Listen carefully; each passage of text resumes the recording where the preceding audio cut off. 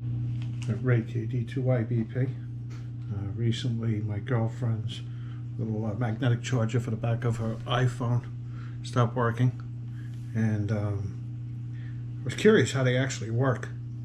And so I went online and tried Googling it, and I hear all kinds of nonsense. Oh, it takes the electrical current from your wall, and it causes a magnetic field in the pod, which in turn charges the phone, the watch.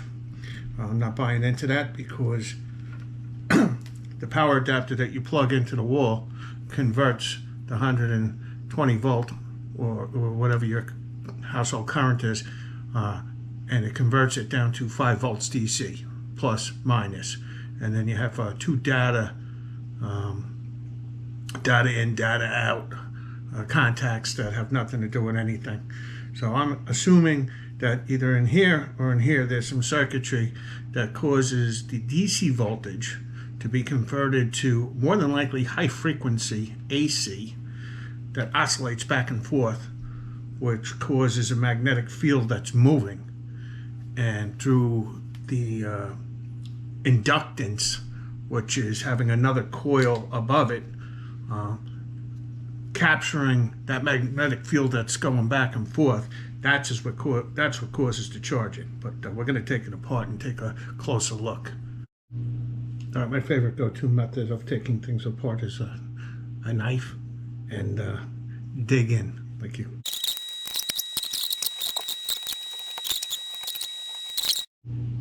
All right, so after pulling this little coil apart, as you can see, this is the induction coil up top, the magnet that clings to the watch and the back of the PC board. And you'll see the big chip in the center. That's an IP685 uniform power wireless controller. And what that does is when you hook up the watch to the coil and it clicks onto the magnet, it'll kind of shake hands with the chip, the watch and the coil, and it'll tell the coil at what frequency it's got to vibrate back and forth on, and could deliver up to 5 watts of power on a 5 volt charge coming from the USB port. There'll be a little something or another to bring you to the PDF that shows how that board works and how the chip works.